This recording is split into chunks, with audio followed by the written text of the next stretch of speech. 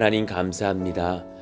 귀한 새날을 주시고 우리를 건강하게 하시고 하나님의 마음 합한 자들로 심령의 주님을 모신 자들로 이끄셔서 이 새벽도 깨워서 또 나와 기도케 하시니 감사합니다.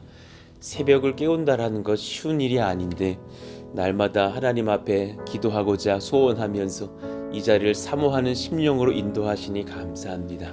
하나님, 주 안에서 강건하게 하여 주시고 날마다 주님을 쫓아서 예배할 수 있는 영과 육으로 우리를 초대하시고 인도하시기를 원합니다. 하나님, 교회 성전 건축을 이제 한창 진행하는 과정 중에 판넬을 붙이고 또 내부를 꾸미는 작업들이 남아있고 또 하나님 여러 토목의 작업들도 남아있사오니 주님께서 선하게 진두지휘하여 주시기를 원합니다.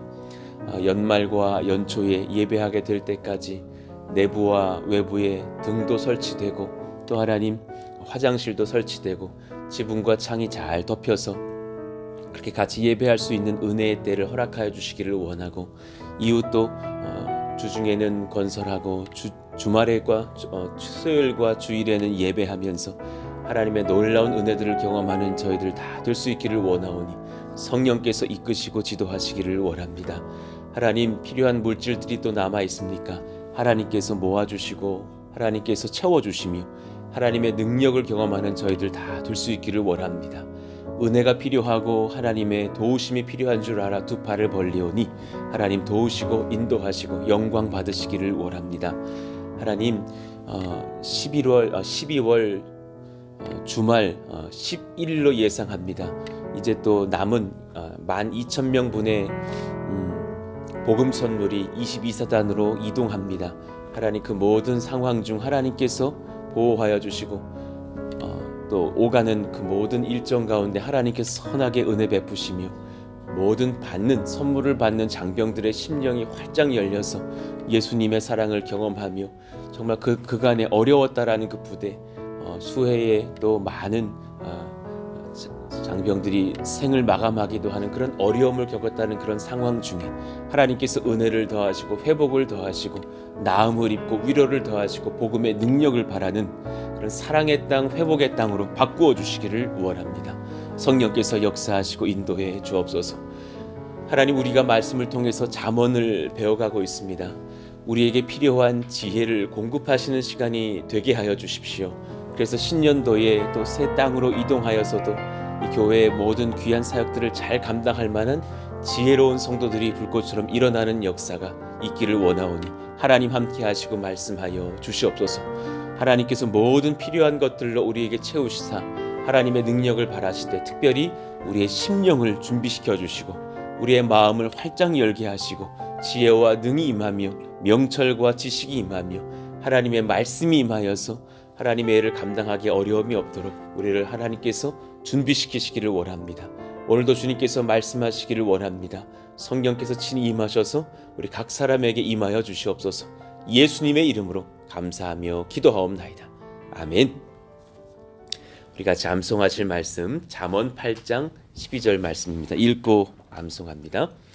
나 지혜는 명철로 주소를 삼으며 지식과 근신을 찾아 얻나니.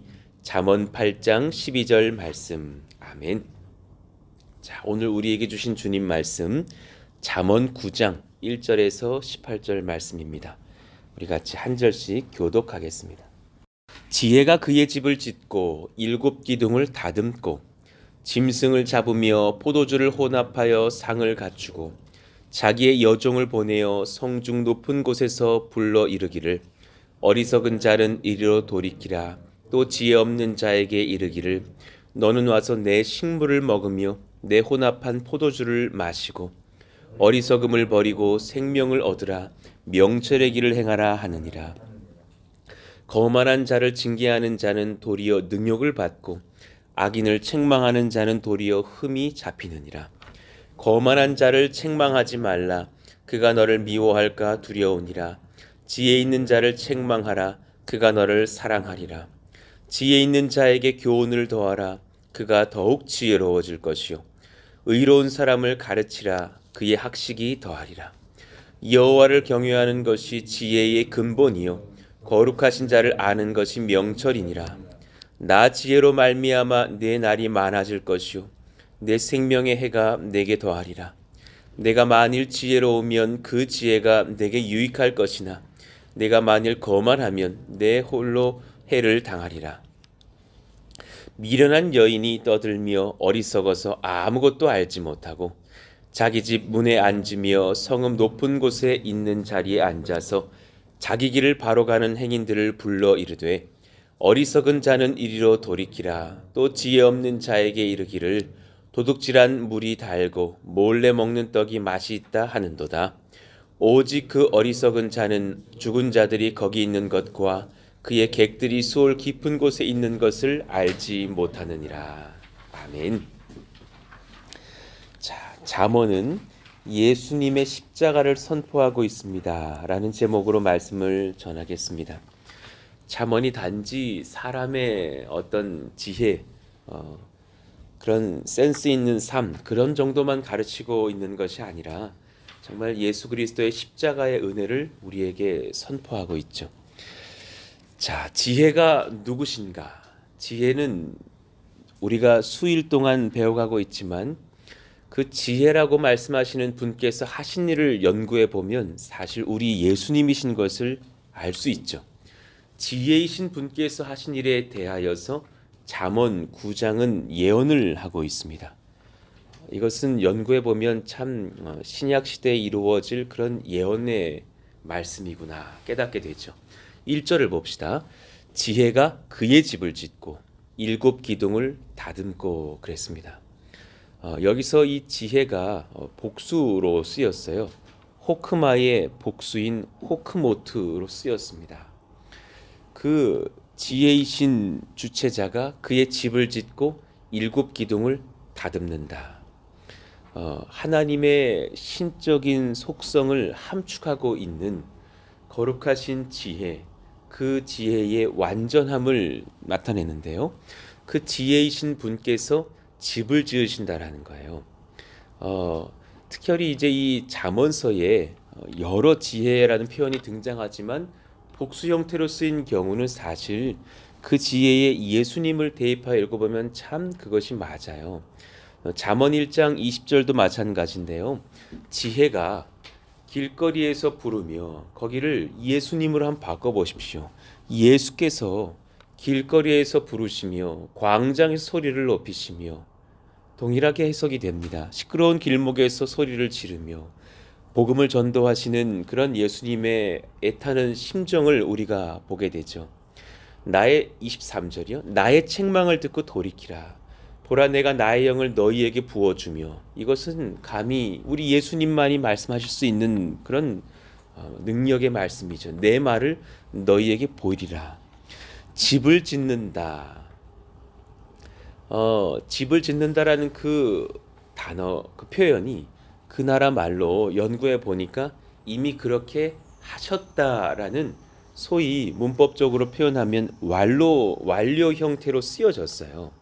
그러니까 지혜이신 주께서 우리를 위하여 이미 거할 처소를 마련해 놓으셨다라는 의미예요. 지혜가 그의 집을 짓고라기보다는 지혜가 우리에게 필요한 그의 집을 다 지어 놓으셨고라고 표현하시는 것이 더 맞죠. 그러니 우리에게 필요할 거처를 이미 마련해 놓으신 주님, 지혜께서 지어 놓으신 그 집은 신약의 말씀을 연구해 볼 때 먼저는 예수님의 몸이 되시겠고, 그리고 그가 지어가시는 몸된 교회라고도 볼 수 있습니다. 자, 성경을 좀 연구해 볼게요. 마태복음 12장 25절, 우리는 스스로 사실 집을 짓지 못한다고 하셨습니다. 예수께서 그들의 생각을 아시고 이르시되 스스로 분쟁하는 나라마다 황폐하여질 것이요 스스로 분쟁하는 동네나 집마다 서지 못하리라. 우리는 스스로 분쟁하는 사실은 악한 상태에 있기에 또한 마귀가 우리를 점령하고 있는 상태에서는 그 집마다 우리가 든든히 서지 못할 것이죠. 그러나 예수님께서 각 사람들을 만나시면서 구원을 선포하실 때 종종 이렇게 말씀하셨어요. 누가복음 19장 9절, 예수께서 이르시되 오늘 구원이 이 집에 이르렀으니 이 사람도 아브라함의 자손이미로다. 그러니 그렇게 삭개오도 주님을 만나서 예수님을 경험하면서 이 집에 구원이 이르렀다. 그 집을 세우시는 분은 삭개오 스스로가 세우고 우리들 스스로가 세우는 것이 아니라 그 집의 구원을 선포하시는 예수님이 세우신다라는 것을 알게 돼요. 특히나 예수님은 가장 먼저 자신의 몸을 그 성전, 집으로 표현하셨어요.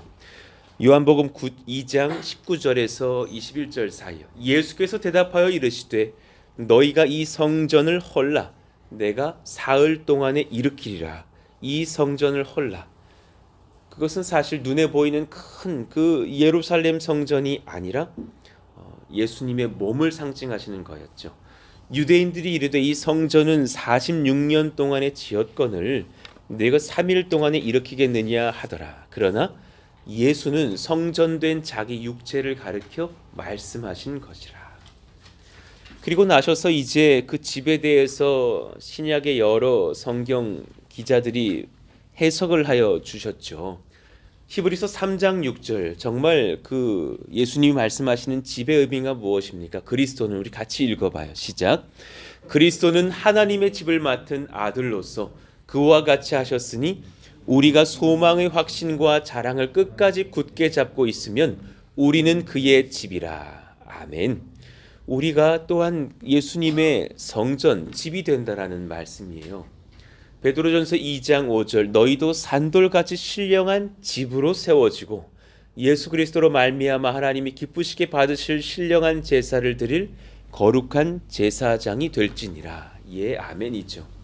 하나님께서 우리 가운데 말씀하시는 놀라운 은혜들, 특별히 그 예수님께서 우리 가운데 오셔서 우리를 거룩한 자신의 성전, 집으로 지어 가신다 말씀하셨습니다. 이것이 잠언에 또한 예언되어 있죠. 특히나 1절에 아까 다시 보았을 때 7 기둥을 다듬다라는 것은 완전하게 지으신다라는 그 완전한 수를 쓰신 표현이기도 합니다. 잠언 9장은 특별히 예수님의 십자가의 죽으심과 흘리신 보혈의 은혜를 선포합니다. 참 놀라운 일이죠. 예수님이 오시기 전 열왕들의 시대의 솔로몬의 글을 통해서도 예수님의 십자가의 죽으심과 흘리실 보혈을 예언하고 계십니다. 그러니 하나님이 차려주시는 이 상을 받는 자가 지혜를 얻을 것이라 말씀하십니다. 2절 봅시다. 짐승을 잡으며 포도주를 혼합하여 상을 갖추고. 짐승을 잡다라는 그 표현은 짐승을 살해하다, 도살하다라는 의미입니다. 포도주를 혼합하다, 그 여러 가지를 혼합하여서 제조하다라는 그런 의미죠. 흥겨운 기분을 고취시키기 위해서 포도주에다가 모략을 타는 그런 일들이 있었다죠. 그러니 그렇게 해서 도수를 높인 것으로 해석하기도 합니다. 왜 요즘도 현대에도 뭐 술과 술을 뭐 섞은 일이 있다잖아요. 예전에도 그랬나 봐요. 혹은 반대로 해석하면 원액 그대로의 포도주는 매우 독하고 세기 때문에 입에 맞도록 더운 물을 이렇게 섞거나 찬물을 섞는 경우가 있죠. 저희도 지금 성찬할 때 보면은 진한 원액이 있어서 물을 종종 탑니다. 이렇게 막 남자 집사님들은 섞지 마십시오 막 그러고 섞으면서 이렇게 우리가 성찬을 하잖아요. 그런 의미일 수도 있다라고 해석을 델리치는 하였습니다. 그러니 양쪽 모두가 사실은 해석할 수 있겠는데 그 모두로 해석해도 가하고 저는 사실은 후자가 맞다고 보여지고요. 이는 장차 이 땅에 오실 우리의 죄를 씻기시기 위해서 대속의 제사, 그 귀한 예배를 감당하실 예수님의 순환과 죽음에 대한 예언으로도 해석할 수 있습니다. 만약에 모략과 포도주를 섞은 것으로 해석한다면 예수님의 순환 기사에서 그가 경험하실 그 고난 중에 이런 장면이 있죠. 마가복음 15장 22절 이후요. 예수를 끌고 골고다라 하는 곳에 이르러 모략을 탄 포도주를 주었으나 예수께서 받지 아니하시니라. 십자가에 못 박고 그 옷을 나눌세 누가 어느 것을 가질까요? 제비를 뽑더라. 그러나 저는 사실 후자를 더 해석하는데 왜냐하면 그 혼합한 상을 이제 우리에게도 내어주시기 때문이죠.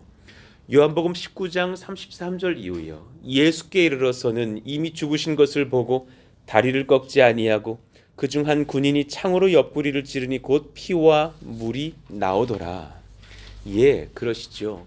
또한 그 피와 물이 나올 때에 그 피와 물은 고난 중에 죽은 자들이 그렇게 분리되는 현상이라고도 해석을 하지만 또한 우리는 그 물과 피로 임하신 주님을 마주하면서 세례를 베푸시는 주님, 또 우리를 보혈로 씻기시는 주님, 그리고 또한 성령을 베푸시는 주님을 만나게 됩니다. 요한일서 5장 6절입니다. 같이 읽어보시죠. 이는 물과 피로 임하신 이시니 곧 예수 그리스도시라. 물로만 아니요 물과 피로 임하셨고 증언하는 이는 성령이시니 성령은 진리니라. 예, 아멘입니다. 그렇게 우리 가운데 물과 피로 임하신 예수께서 우리를 구원하시기 위하여서 또한 이렇게 잠언의 9장의 말씀은 예언서로서 또한 쓰여지고 있는 것을 봅니다.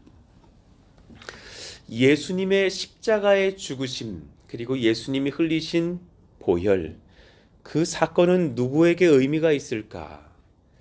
여러분, 복음을 듣고 자신의 어리석음을 깨닫고 회개하는 자만이 예수님을 나의 구주로 모실 수 있고 또한 지혜를 얻고 생명을 얻는 그런 능력을 받습니다. 예수님의 십자가의 죽으심의 의미를 나에게 적용할 수 있는 사람이 지혜롭습니다. 그 반대를 이 잠언은 어리석은 자라고 표현하고 있고 또 예수님을 받는 자를 지혜 있는 자라고 표현하고 있는 것이죠. 3절부터 한번 묵상합시다. 자기의 여종을 보내어 성중 높은 곳에서 불러 이르기를 어리석은 자는 이리로 돌이키라. 또 지혜 없는 자에게 이르기를 그렇게 선포했습니다. 여기서 이 어리석은 자, 지혜 없는 자는 이중적인 의미입니다. 우리가 예수 믿기 전에 그런 상태였죠. 내가 어리석었죠. 죄를 짓고 나를 높였죠. 스스로를 의지하며 사는 어리석은 죄인들은 주님께 돌아와야 되죠. 그러나 또 반대로 해석하면 회개하는 백성들 모두가 내 어리석음을 깨닫지 않습니까? 내 지혜 없음을 깨닫지 않습니까? 자신의 죄를 깨닫고 하나님 앞에 스스로 어리석음을 직면한 자들, 우리가 회심할 때에 그때를 의미하기도 합니다. 그러니 우리 모두는 사실은 그 어리석음을 깨달아야만 하는 시간들이 있습니다.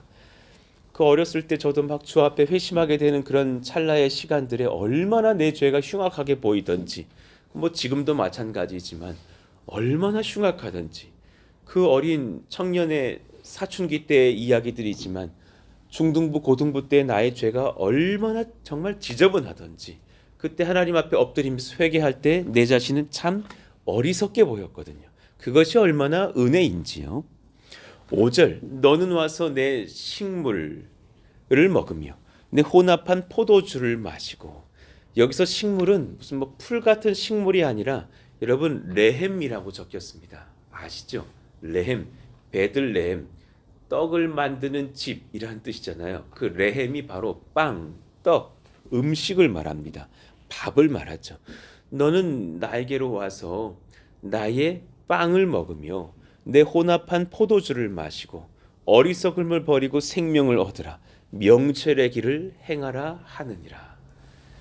예수님의 죽으심 그리고 흘리신 보혈의 대속의 의미를 말씀하시기도 하며, 또한 이제 예수님의 시대에 이르러서 주를 믿고 회심한 성도들이 참여할 성찬을 의미하기도 합니다. 와, 이것이 이미 잠언에 예언되어 있다니. 고린도전서 11장 23절에서 26절의 말씀이 이를 또한 뒷받침합니다. 내가 너희에게 전한 것은 주께 받은 것이니 곧 주 예수께서 잡히시던 밤에 떡을 가지사, 똑같은 사실은 그 레헴이죠.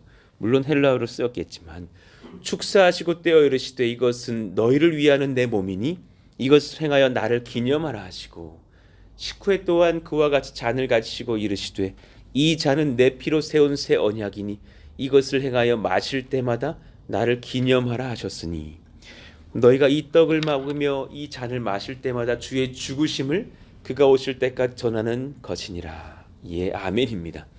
그러니 이 성찬에 동참하면서 우리 지난주의 예배처럼요, 그 예수님을 기념하며 내가 또한 주님 오실 그날까지 이 구주를 전하겠습니다라는 결단의 예배이기도 하죠. 잠언 9장의 말씀은 그런 성찬의 자리까지 우리를 초대하고 계시는 예언의 말씀이기도 합니다. 자, 결국 성경이 말씀하는 거만한 자는 누구냐? 압축하고 압축하여서 예수님 거부하는 사람들을 가리킵니다. 거만한 자를 징계하는 자는 도리어 능욕을 받고 악인을 책망하는 자는 도리어 흠이 잡히느니라 그랬습니다. 예수 전하는 사람들 막 함부로 여김받고 업신여김 당할 때가 많잖아요. 그 사람들이 얼마나 거만하면 예수님 또한 그렇게 업신여기고 예수 전하는 자들을 또한 박해합니까? 그러나 그들 중에 또 누군가는 그 박해를 당하는 사람들이 포기하지 않고 예수님을 전함으로 말미암아서 듣고 회심하여 예수님 영접하고 회개하는 자들이 지혜롭습니다. 거만한 자를 책망하지 말라. 그가 너를 미워할까 두려우니라. 지혜 있는 자를 책망하라. 그가 너를 사랑하리라. 그러니 누군가는 그 거만한 중에 주님을 만나서 지혜 있는 자로 바뀌겠죠. 자, 이제 그 지혜의 표현에다가 예수님을 넣고서 한번 읽어보시자고요. 예수님을 모신 자를 책망하라. 그가 너를 사랑하리라. 9절, 예수님을 모신 자에게 교훈을 더하라. 그가 더욱 지혜로워질 것이요 의로운 사람을 가르치라. 그의 학식이 더하리라. 예수님을 증거하여 영접한 백성들 또한 주님의 말씀 안에서 날마다 거룩하게 성장하겠죠. 예수님 모실 때 가능합니다. 여러분, 우리 안에 이 말씀을 듣는 음성 영상으로도 받으시는 분들 중에 정말 예수님 모시지 못한 분 혹시 계십니까? 예수님이 모셔져야 됩니다. 심령 안에 예수님이 들어오셔야 됩니다. 그 예수님이 들어오셔야 사실 이제 옷의 단추가 이제 꿰어지기 시작합니다. 다른 많은 것으로 여러 가지 화려한 것으로 교회 섬기는 것이 중요한 것이 아니라 먼저 예수님을 나의 구주로 받으시고 나의 죄들을 회개하시면서 주님 앞에 엎드리십시오. 그 길을 돌이켜서 주님께로 오십시오. 그 은혜가 얼마나 필요한지요. 그러니 복음 전도가 얼마나 귀한 것인가. 여러분, 이것을 한번 묵상해 보셔요. 우리가 행하는 복음 전도가 얼마나 귀한 것인가. 지금 1층, 2층 아직도 포장지 상품이 많아요. 언제라도 가까이 계신 분 들고 나가셔서 가까운 가게에 전하십시오. 하나님께서 은혜를 베푸십니다. 그 복음 전도가 얼마나 복된 것인지, 우리가 예수님 전하지 않으면 그들이 구원받을 지혜를 결국은 얻지 못할 것입니다. 결국 심판과 지옥의 고통을 피할 수 없을 것입니다. 와, 이걸 생각하면 얼마나 끔찍해요. 그냥 한 10년간 고통당한데 뭐 3년간 고난당했대가 아니라 영원토록 고난을 당할 것인데 그것이 얼마나 참 비극인지, 그리고 그 어려운 중에 예수님을 만나면 그것이 얼마나 복된 것인지.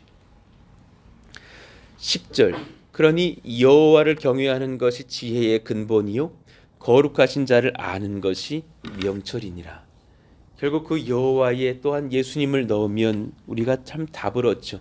예수님을 영접하여 경외하는 것이 지혜의 근본이고 그 예수님을 아는 것이 명철이니라. 그러니 9장을 묵상해 보면 결국은 성부 여호와께서 서게 하시는 그 거룩하신 자는 우리 주 예수님이신 것을 알게 됩니다. 우리에게 내어주신 독생자 예수 그리스도, 10절에 등장하시는 참 거룩하신 자이심을 배웁니다. 그러니 여러분, 이 지혜에다가 예수님을 넣고서 읽으십시오. 그것이 잠언에게 복된 길이 됩니다. 예수님은 우리에게 생명이 되십니다. 자, 제가 8절 9절 읽어볼게요. 거만한 자를 책망하지 말라. 그가 너를 미워할까 두려우니라. 예수님 모신 자를 책망하라. 그가 너를 사랑하리라. 예수님 모신 자에게 교훈을 더하라. 그가 더욱 지혜로워질 것이요 의로운 사람을 가르치라. 그의 학식이 더하리라. 11절 12절 또한 지혜에다가 예수님을 넣어서 예수로라고 읽어봅시다. 시작. 나 예수로 말미암아 내 날이 많아질 것이요 내 생명의 해가 내게 더하리라. 내가 만일 지혜로우면 나 예수가 내게 유익할 것이나 내가 만일 거만하면 너 홀로 해를 당하리라. 아멘입니다.